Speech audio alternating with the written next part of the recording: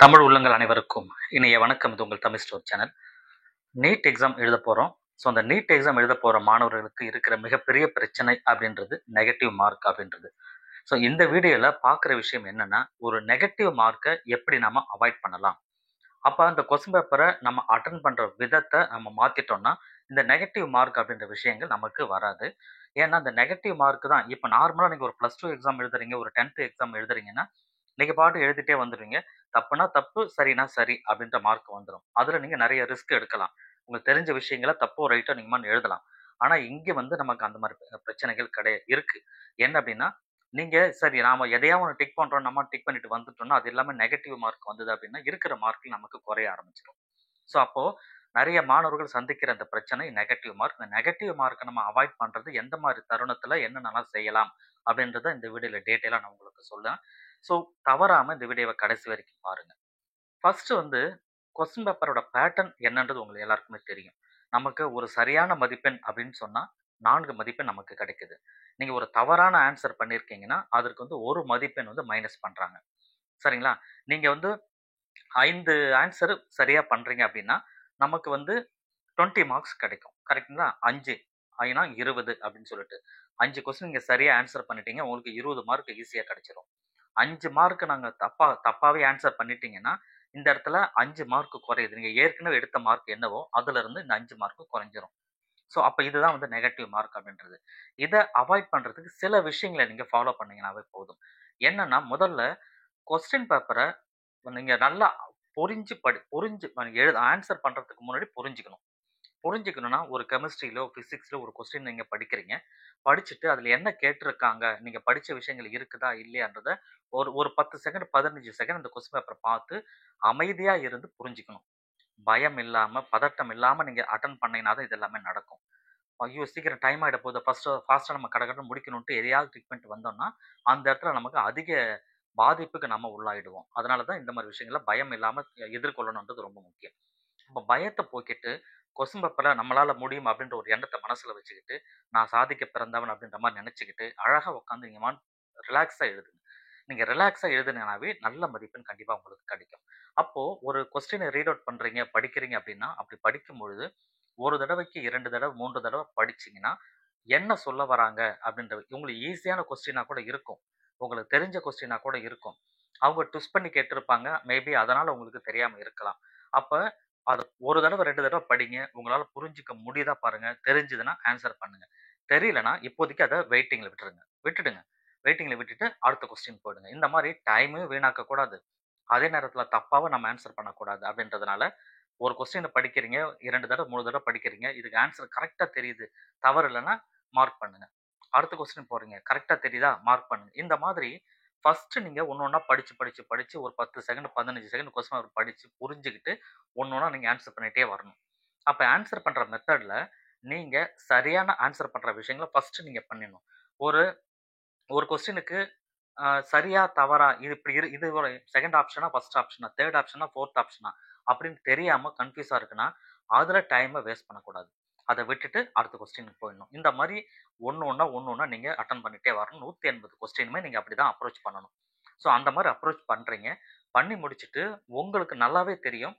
நீங்க இதற்கு முன்னாடி நீங்க ஒரு எக்ஸாம் எழுதியிருப்பீங்க. ஒரு முன்கூட்டியே சில கொஸ்டின் பேப்பர வச்சு நீங்க ஆன்ஸர்லாம் எழுதி பார்த்துருப்பீங்க. வீட்ல ஒரு எக்ஸாம் எழுதி பார்த்துருப்பீங்க. உங்களோட கோச்சிங் சென்டர்ல டெஸ்ட் எழுதியிருப்பீங்க. இத வச்சு நீங்க எவ்வளோ ஸ்கோர் எடுப்பீங்க ஆவரேஜான்றது உங்களுக்கு எல்லாருக்குமே தெரியும். நெறைய மாணவர்கள் 500, 600, 650, 450, 480 அந்த ரேஞ்சுக்குள்ள இருப்பாங்க. அப்போ நம்மளால ஒரு 550 ஈஸியா எடுக்க முடியும். பொதுவா 550க்கு மேலேயே எடுக்கிற ஒரு மாணவரா இருக்கிறாருன்னு வச்சுக்கங்க. பொதுவாவே ஒரு 550க்கு மேலே எடுக்கிற மாணவரா இருக்கிறார் அப்படின்னா, உங்களுக்கு கண்டிப்பா நீங்க 550 கண்டிப்பா கிராஸ் பண்ணுவீங்க எக்ஸாம்லன்னு ஒரு கான்ஃபிடென்ட் கண்டிப்பா இருக்கும். அந்த மாரி இருந்ததுன்னா, நீங்க டிக் பண்ணியிருப்பீங்க. சரியா மார்க் பண்ணியிருக்கீங்க இல்லையா? அது எல்லாமே கண்டிப்பா ஒரு 550 ஈஸியா உங்களுக்கு கிராஸ் பண்ணுன்ற நம்பிக்கை இருக்கிற பட்சத்துல, நீங்க என்ன பண்ணலாம்னா, கொஞ்சம் ரிஸ்க் எடுக்க பார்க்கலாம். ஆனா அதே நேரத்துல நீங்க 550 550க்கு மேல கண்டிப்பா உங்களுக்கு வரும்ன்ற ஒரு நம்பிக்கை இருக்கும். ஏன்னா இதுக்கு முன்னாடி எழுதின எக்ஸாம்ல 550 நீங்க கிராஸ் பண்ணியிருக்கீங்க. நெறைய எக்ஸாம்ல 550 ஈஸியா எடுத்திருக்கீங்க. அப்பயே ஃபைனலா இந்த நீட் எக்ஸாம்ல எழுதும்போது 550 ஈஸியா கிராஸ் பண்ணுவீங்க அப்படின்ற நம்பிக்கை உங்களுக்கு இருக்கு. அந்த நேரத்துல ஒரு கொஸ்டின் நீங்க அட்டெண்ட் பண்ணும்பொழுது, தெரியாத கொஸ்டின் அட்டெண்ட் பண்றீங்க அப்படின்னா, அந்த தெரியாத கொஸ்டினுக்கு எதெல்லாம் இதுக்குடைய ஆன்ஸரா இருக்க முடியாதுன்றத ஃபர்ஸ்ட் நீங்க கண்டுபிடிங்க. நீங்க வந்து ரிவர்ஸ்ல பார்க்கணும்.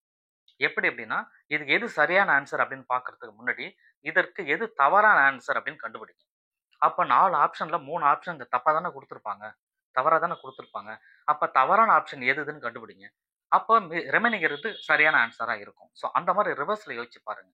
பெரும்பாலும் வந்து 4 ஆப்ஷன்ல 2 கொஸ்டினுக்கு ஈஸியா உங்களால இது இது வந்து தவறான ஆன்ஸர், இது தவறான ஆன்ஸர்ன்னு கண்டுபிடிச்சிருவீங்க. மீதி 2ல தான் வந்து எது சரி அப்படின்னு கண்டுபிடிக்கிறது கொஞ்சம் சிரமமா இருக்கும். அந்த மாரி சூழ்நிலை இருக்கும்போது நீங்க கொஞ்சம் ரிஸ்க் எடுக்கலாம். அப்படி ரிஸ்க் எடுக்கிறீங்க, தவறா போயிடுச்சு, அந்த கொஸ்டின் தவறா ஆயிடுச்சு அப்படின்னா, நீங்க எடுத்த 550 580 500 ஏதோ ஒரு மார்க் எடுத்திருப்பீங்க. அதுல இருந்து இந்த 1 மார்க் குறைஞ்சிரும். 1 மதிப்பெண் குறைஞ்சிருது தவறா இருக்கும்பொழுது. அப்போ நீங்க ஒரு 550 கிராஸ் பண்றீங்க, 600 கிராஸ் பண்ற மாணவரா இருக்கிற பட்சத்துல, நீங்க எடுக்க போற ஒரு 5 கொஸ்டினுக்கு ரிஸ்க் எடுக்கிறீங்க. 5மே தப்பா ஆயிடுச்சு. இங்க 5 மார்க் உங்களோட 550ல இருந்து அந்த 5 மார்க் குறைஞ்சு 545 அது மாறிடுது. சரிங்களா? ஆனா இது பெரிய வித்தியாசங்கள் தெரியல. 550, 545 பெரிய வித்தியாசங்கள் தெரியல. 5 மார்க் குறையுது. ஆனா, நெறைய மாணவர்களுக்கு ஒரு 20 கொஸ்டின், 30 கொஸ்டின், 40 கொஸ்டின் தெரியவே இல்ல. அத நான் எல்லாத்துக்கும் ரிஸ்க் எடுக்கிறேன் அப்டின்னா, கண்டிப்பா செய்யக்கூடாது. காரணம் என்னன்னா, நீங்க 40 கொஸ்டின் தெரியல, 30 கொஸ்டின் தெரியல அப்டின்ற சூழ்நிலை வருது. 30 கொஸ்டினுமே இங்க தவறா இருக்கிற பட்சத்துல, தவறா இருந்துடுச்சு அப்டின்னா, அங்க 30 மார்க் மைனஸ் ஆகும். அப்ப ஏற்கனவே ஒரு மாணவர் வந்து 30 கொஸ்டின் அவருக்கு தெரியலன்னா, அப்ப கண்டிப்பா ஒரு 550 கிராஸ் பண்ற மாணவரா கண்டிப்பா இருக்க மாட்டாரு. ரைட்டுங்களா? ஒரு 600 கிராஸ் பண்ற மாணவரா கண்டிப்பா இருக்க மாட்டாரு. அவர் வந்து ஒரு ஆவரேஜா 350, 400, 450க்குள்ள இருக்கிறவங்க தான், இங்க 30 கொஸ்டின், 40 கொஸ்டின் தெரியாமலே இருக்கும் அவங்களுக்கு. சரிங்களா? அப்ப அந்த மாரி மாணவர்கள் ரிஸ்க் எடுக்கிறத அவாய்ட் பண்ணிட்டு, உங்களுக்கு தெரியாத கொஸ்டின கண்டிப்பா விட்டுட்டு வர்றது தான் நல்லது. என்ன பொறுத்தவரைக்கும் மேக்ஸிமம் நல்ல மார்க் ஸ்கோர் பண்ற மாணவரா இருந்தீங்கன்னா, 1, 2 கொஸ்டினுக்கு மட்டும் ரிஸ்க் எடுங்க. நெறைய கொஸ்டின் எல்லா கொஸ்டினுக்கும் ரிஸ்க் எடுக்காதீங்க. தெரியாத கொஸ்டின் எல்லாத்துக்குமே ரிஸ்க் எடுக்காதீங்க. நீங்க வந்து 600 கிராஸ் பண்ற மாணவர்களுக்கு தெரியாத கொஸ்டின்ன்றது கம்மியா இருக்கும். அதனால அவங்க ரிஸ்க் எடுத்தீங்கன்னா பெரிய அளவுல பாதிப்பு தெரியாது.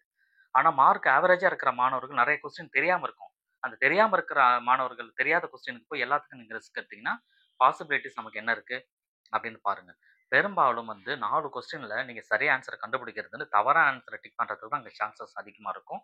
அதனால தான் அத நீங்க ஒமிட் பண்ணுங்க, விட்டுடுங்க அப்படின்னு சொல்லி சொல்றது. பெரும்பாலுமே வந்து நீங்க அட்டெண்ட் பண்ண அந்த நெகட்டிவ் மார்க் வந்து வரக்கூடாதுன்னு நெனச்சீங்கன்னா, தெரியாத கொஸ்டின விட்டுட்டு தெரிஞ்ச கொஸ்டின் மட்டும் ஆன்ஸர் பண்ணீங்கன்னா போதும். யாரு ரிஸ்க் எடுக்கலான்னா, நீங்க வந்து நல்லா ஸ்கோர் பண்ற மாணவரா இருக்கிறீங்க, டாப்பரா இருக்கிறீங்க அப்படின்ற பட்சத்தில நீங்க கொஞ்சம் ரிஸ்க் எடுங்க.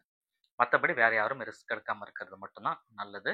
அதற்கு முன்பா நீங்க உங்களோட பிரிப்பரேஷன் மெத்தட மாத்தி, எல்லா கொஸ்டினும் அட்டெண்ட் பண்ணி, எல்லாமே நீங்க சரியா அட்டெண்ட் பண்ணணும் அப்படின்றத மட்டும் மைண்ட்ல வச்சுக்கோங்க. ரிப்பீட் பிராக்டிஸ் எம்சி எம்சிக்யூஸ்ன்னு நெறைய டெஸ்ட் நீங்க எழுதி பாருங்க. மார்க் டெஸ்ட்ட வீட்ல எழுதி பிராக்டிஸ் பண்ணி பாருங்க. எந்த அளவுக்கு தவறு வருது, எந்த அளவுக்கு சரியா இருக்கு அப்படின்றத தெரிஞ்சுக்கிட்டு, நீங்க அட்டெண்ட் பண்ணீங்கன்னா, உங்கள பத்தி நீங்க தெரிஞ்சுக்கிறதுக்கு ஒரு வாய்ப்பா அது அமையும். ஸோ இந்த வீடியோ உங்களுக்கு நான் சொன்ன இன்ஃபர்மேஷன் கண்டிப்பா உங்களுக்கு புடிச்சிருக்கும்னு நெனைக்கிறேன். அப்படி புடிச்சிருந்ததுன்னா, அந்த வீடியோக்கு லைக் குடுத்து, உங்க ஃப்ரெண்ட்ஸுக்கும் தவறாம இந்த வீடியோவ ஷேர் பண்ணிக்கோங்க. Thank you.